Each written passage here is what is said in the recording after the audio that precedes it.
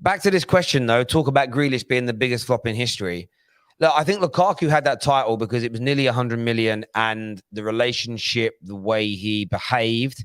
But Jack Grealish is now, we're now 9 games into his second season. He's got the most prolific goal scorer that City have ever had, pound for pound, nine games in. So he's got an absolute machine to pass to. He's got the best system in English football around him, the best manager in the country supporting him.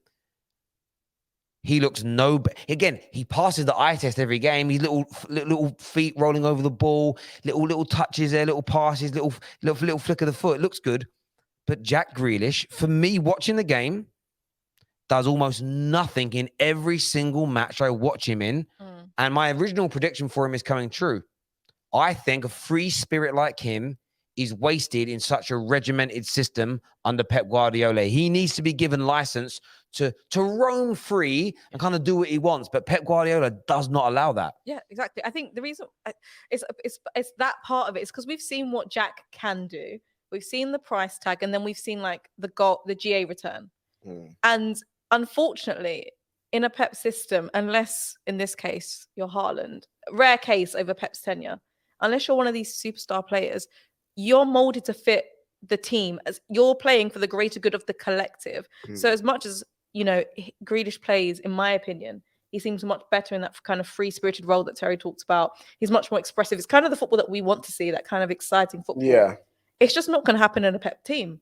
I just don't see where that comes into it. Now, could he be more involved and be not necessarily a De Bruyne, but have that kind of impact on a game? Yes, I think he can still do that in those kind of systems, but he's not going to be the same Jack from Aston Villa. And that's your original club, KJ. So don't do me like that. On what you think. With that thick Brummy accent. Don't do me like that. My Brummy accent is not that thick. Thank you very much. But nah, I hate this conversation because I love it. I love Jack Grealish, like I honestly do. Obviously, one of my guys, and that, you know what I'm saying? My Brummy bro. You know what I mean? My Brummy bro.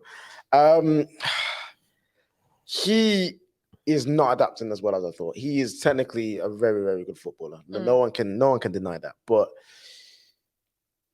second season under Pep, you can't even say Pep tax now. You know what I mean? And towards the ends of last season, you start to see glimpses of potentially this could be the Jack Grealish we've been waiting to see at Man City. Like he even said in an interview, I've started to understand of what Pep wants of me. But now we're back to square one.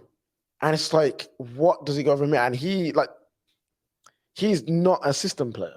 It sounds weird because every player is a system player. But like, he's a player you build around. And when you've got a manager like Pep, who don't care who you are, you fit in or you don't.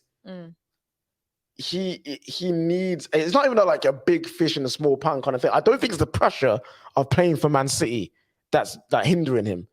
I genuinely just think he does not necessarily suit what. So if you're Pep, because you've obviously seen Pep's not an idiot. Obviously, he's seen him at Aston Villa, and he's seen how I can fit him into my system. And we've already seen it was never going to be like for like. If you're Pep and you're seeing that kind of expressive Grealish, and I know you're not Pep, but give me your kind of thoughts on how do you put him in a Pep system in Man City and get the best out of him, and what is the best out of him in this system?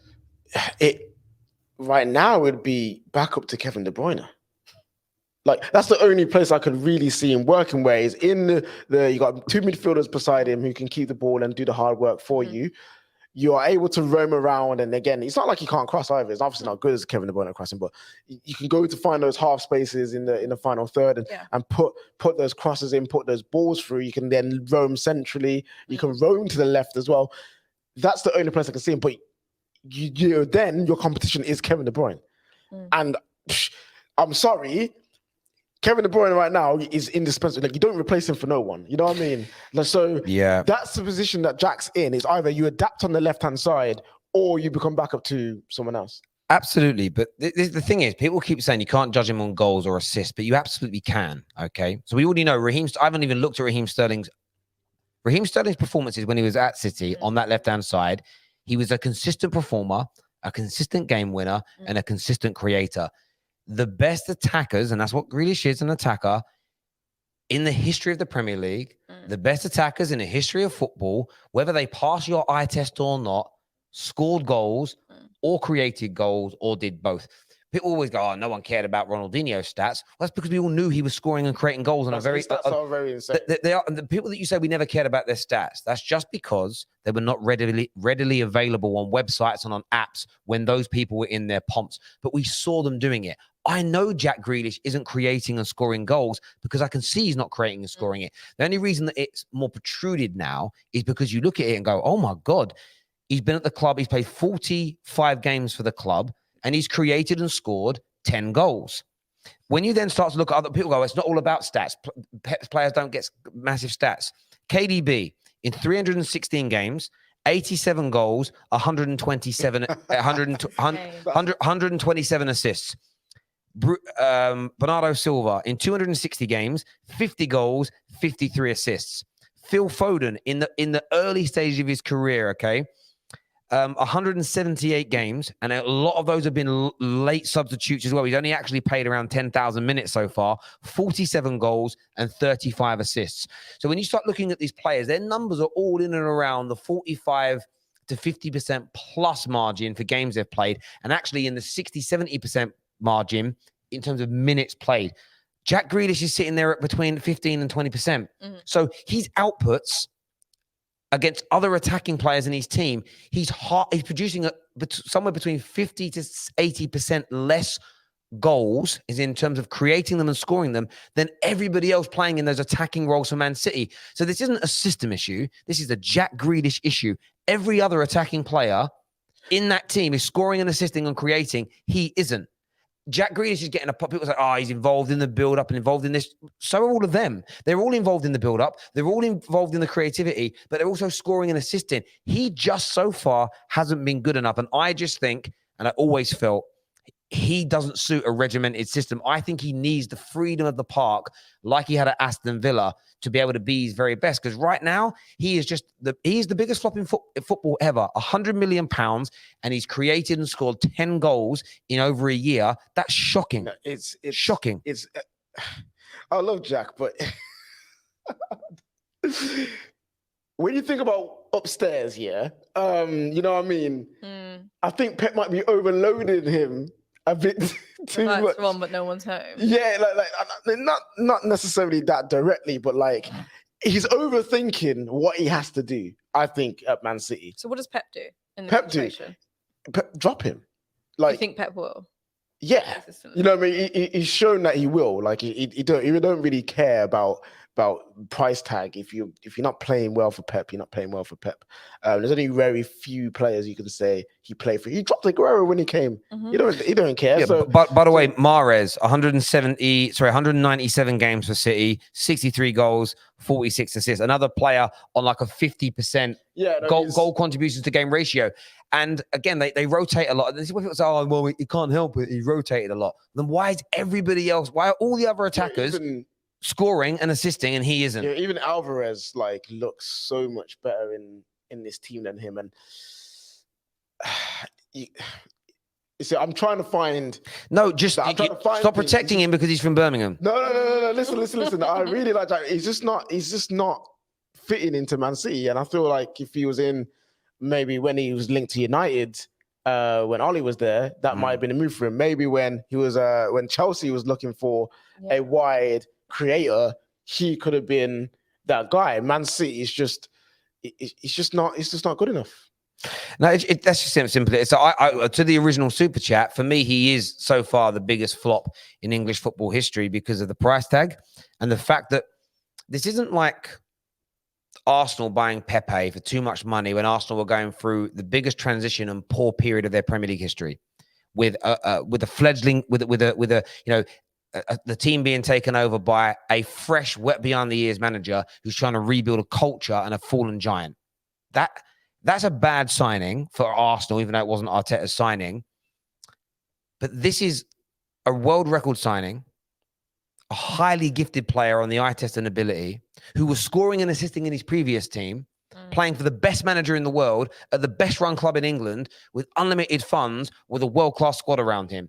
There's no reason for Jack Grealish. There isn't an outside of there's no reason outside of football for Jack Grealish to not be successful. And the fact that for me, I just find he looks awful. But where he gets a pass, one, he's got them beautiful calves. That's true. He's got them beautiful calves. But where he gets a pass is that he passes the eye test. He's one of those players. He looks good doing nothing. He looks good being poor because he passes the eye test. And that's my one issue with the eye test. It can mask over terrible performances. When a player like a Bruno Fernandes looks bad, it's so noticeable. It stands out. You see it a million miles away. But when Jack Grealish is losing the ball, when Jack Grealish he doesn't even lose the ball. What he does in the City team it's cowardly. What he'll do at times, he'll be in a position where he can't do much, and he'll just take the easy, simple pass back. Now, some will say, oh, he's just maintaining possession for the team. That's why he isn't creating the level of chances that a KDB does. KDB will take those risks in and around the box. He'll try that through ball. He'll try that beautiful cross to the back post that 3 times on the bounce may not come off. So you might lose the ball 19, 20, 25 times in the game.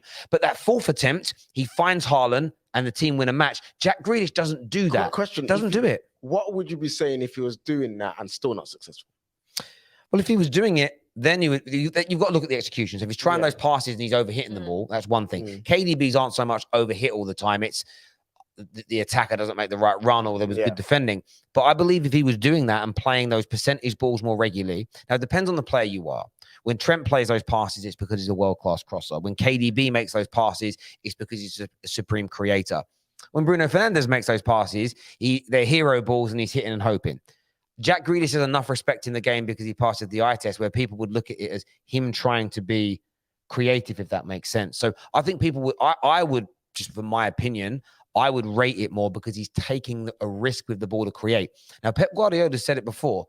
My system is built to get the ball to the edge of the box. When the ball's at the edge of the box, it's down to the players to use their individual qualities to open that team up. But he doesn't. He'll get the ball to the edge of the box. If he can't dribble past the man, he'll do a little foot roll, a little pirouette, and then pass the ball back to somebody else. He doesn't take the risk. So people go, oh, look, Jack Grealish only loses the ball on average 8 times per game. Yeah, but he ain't fucking creating. So what good is it? What good is it? It's, for me, he's been a massive flop. And I think if he doesn't pick up his numbers, and people go, stats don't mean everything. They do to Pep Guardiola because goals win you games. They do to Jack Grealish in an interview. He said, what does he wants to be scoring, he wants to be assistant. So by his own metric that he measures himself with, he's also flopping. So yeah, I can't. Talk to your Brummy brother. I'll give him a call. Give him a buzz. Give him a buzz. Listen.